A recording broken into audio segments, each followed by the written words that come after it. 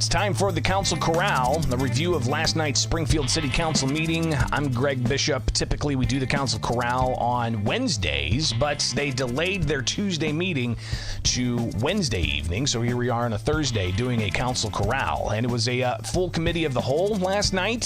It's where they take a bunch of ordinances and determine if it's going to go on debate or on consent. And then the following meetings where they take final action.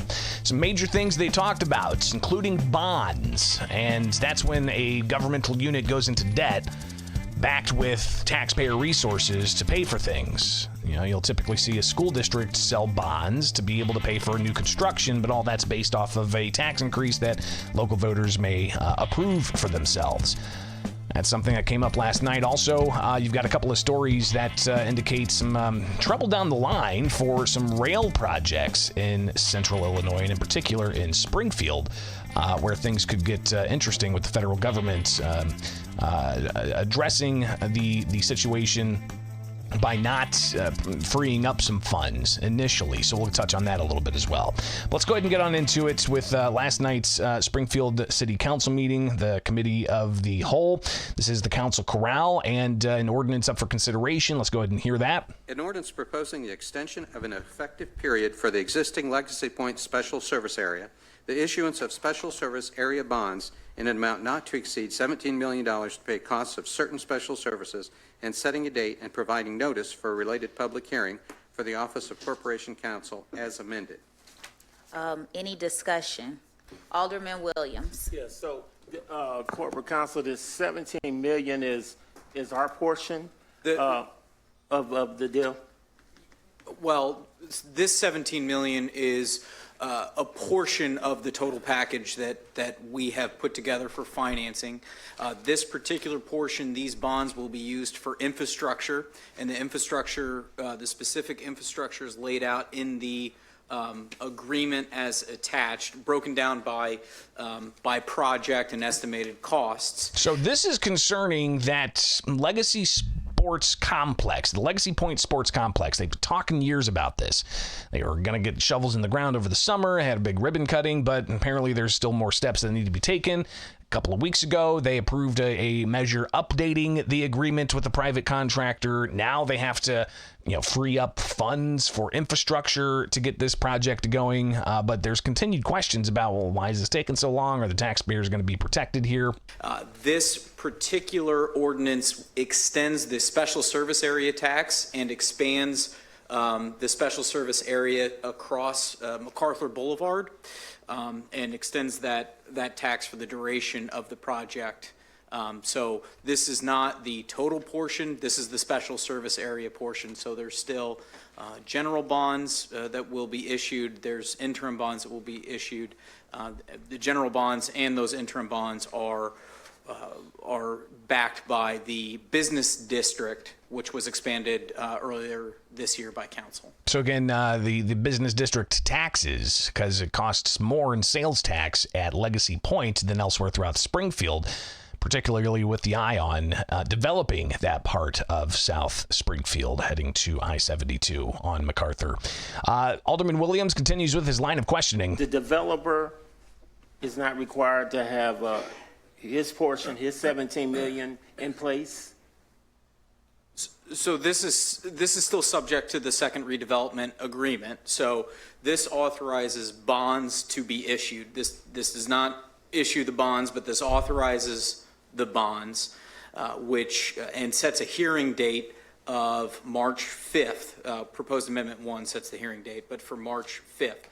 But in order for us to issue the bonds and then to actually pay out on the bonds, we're still in the 50-50 contribution. So it takes 60 days public notice, or it takes 60 days of passage of this ordinance before we can have a public hearing. So we're starting it now, but these bonds will not be issued until at least March. So we got to have a public hearing about the bonds. So this really moves that step forward. But it's what, $17 million or something? The question about when will the money be paid out? We will not pay any contribution unless and until the developer shows that they have paid an amount, and then we will match the 50%. So that requirement's governed by the second redevelopment agreement, which would cover these bonds And we'll see that before the bonds are issued, that he has his portion in place. Well, the bonds authorized payment, we will not pay out on the bonds until we see his portions. So again, it's a private private public partnership with the city to get this thing done, but we really haven't seen a lot of major construction move forward. We're already in the winter months, so likely getting all these things together so that they can get construction going in earnest heading into the spring months. We'll see. But some taxpayer dollars are going to be involved in all of this to build a sports complex. It's going to be considered to bring all kinds of sports tourism to Springfield for, little league teams and baseball and basketball and volleyball and indoor courts and outdoor fields and so on. The Corporation Council for the city, he provides some clarity to some other questions that were coming up. This does not commit the city to actually issue the bonds and to make payments. This is very similar to the interim bonds that were approved in September of this year. So about a little over $2 million of interim bonds were approved at that time. The city still has not issued that bonds. We haven't gone through that process yet because, as we discussed at the last meeting, the financing commitments weren't fully there. We still have not issued those bonds, and this is similar. So again, we're talking months down the road. We're going to keep an eye, and we're not committed to we're committing to having a public hearing on March 5th. But if any of the protections that we've discussed at prior meetings, if those aren't met, if the city's not happy, then this ordinance will not commit us to actually issuing the bonds when the time comes. Okay. But it starts the process of extending that special service area and issuing these bonds backed by that. And I think Alderman Redpath really distilled some of the concerns he's hearing from the questions into his question to the Corporation Council for clarity. This is not a disbursement ordinance. The disbursement ordinance has to come back to us when we're ready to disperse those funds, correct? This authorizes the bonds, but yes, if we're going to pay out of this, the council will know that the bonds have been issued, and then the council will know when payments are made. Does that require a vote? It would depend on the disbursement itself, but I believe we're going to bring ongoing disbursements to the council for approval. So there you go. The idea of the Legacy Sports Complex, Legacy Point Sports Complex moving forward to some degree. A lot of different pieces falling into place, but it's been 3.5 years in the making, maybe even more if you talk about Xanadu from years ago and just the overall decade plus of conversation about some kind of sports complex for the city of Springfield. Moving on, last night's Committee of the Whole dealt with a whole bunch of other ordinances. One is a $50,000 subsidy for a local small business association, and that's the Downtown Springfield Incorporated. They just had a change of leadership there where one of the leaders went to go work for the city. So here we've got an ordinance that would give $50,000 to Downtown Springfield Incorporated. Ordinance authorizing execution of a professional services agreement with Downtown Springfield, Inc. to provide economic growth within the downtown district of the city of Springfield in an amount not to exceed $50,000 for the Office of Planning and Economic Development. Move for consent. Move for debate, please. Any discussion?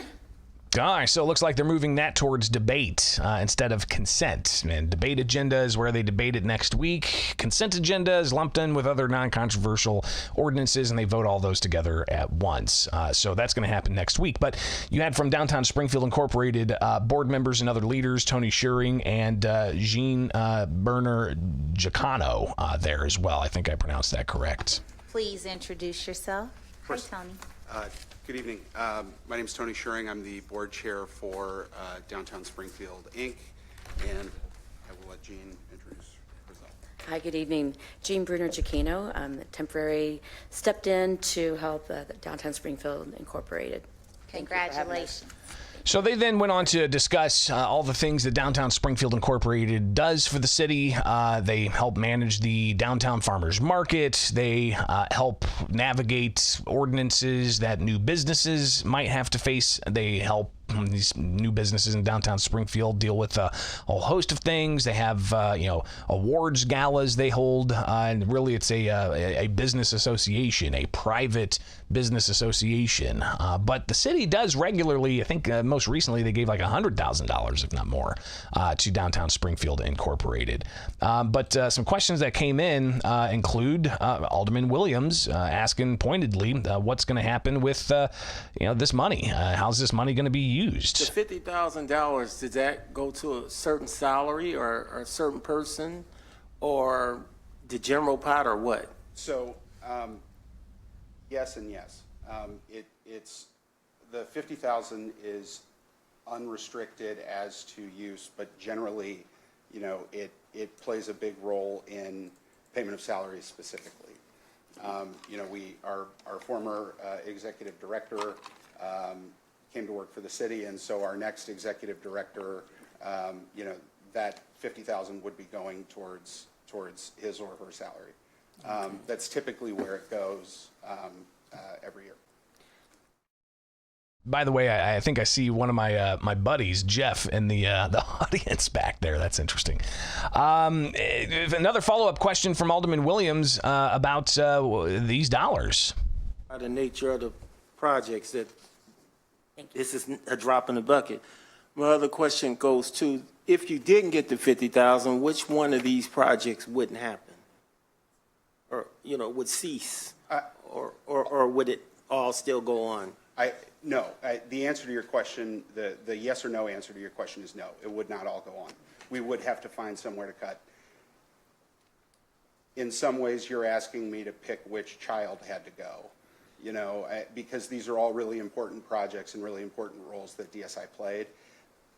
Honestly, it's that not having the city as a financial partner, I'll just be really blunt, Alderman, would be kind of a nightmare scenario for us. And so I don't know that I can give you an answer there, because I really hope I don't have to sit down with our board and make that decision.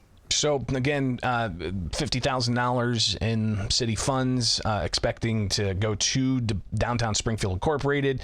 Final comments here from Tony Schuring on the board of DSI. And I completely understand the concern, and I totally understand there's never enough money to go around. But the work that we're doing, I would submit, has an impact on every ward, even though it's only focused on downtown specifically. I can only hope so. Thank you very much for coming. Appreciate it. Thank you for having me. So there you go. Some of the back and forth there over subsidies for Downtown Springfield Incorporated. Then it was time for new and unfinished business. Alderman Rockford had questions for the city's Public Works Department because of a recent headline. With the news of the rail project being delayed, pushed back, that is not going to delay any demos. No, correct? sir. No, sir. The resources are available. The contract has been passed, and we're at the point now where it really is a matter of scheduling with the contractor. Okay. So, but they're talking about there is this headline from the State Journal Register: Springfield Rail Improvement Project takes a major blow. Feds deny crucial funding, and this was on Friday. This was announced, and it talks about the Springfield Rail Improvement Project denied $138 million grant requests necessary to complete the final portions of the project. That's a big, big sum of money for this project, which I think costs more than $400 million. So obviously some things are going to continue to go on there.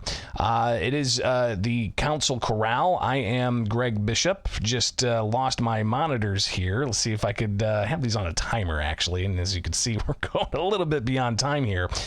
So let me make sure I've got these things turned back on so I can at least see what I'm doing here. Because quite frankly, I don't have that at the moment. So we'll turn monitors on, monitors on, monitors on, and monitors on. Let's see if we can get this all set up. Okay, here we go. All right, I think, look at that. And I didn't lose you guys. Sweet. So yeah, just powering the monitors there. But back to the issue of the rail development program, getting a little bit of a hiccup with the lack of federal funds. Alderman Gregory has other questions. The Jefferson and Madison underpasses will be completed still, or are we? Yes. Okay. Those are on track. The funds that were not made available are concerned with usable segment 6, A and D, which is the far northern element of it. But to Alderman Rockford's question, the demolition of the houses on 10th Street, 10th and Reservoir, they're on North Grand, that's all been slated, and it's just a matter of scheduling the contractor to come and do the work. So ultimately, city officials saying that the city's portion of this, not impacted by the feds, not granting that $130 million grant to Sangamon County. So a different body of government there. So interesting to see that come up here.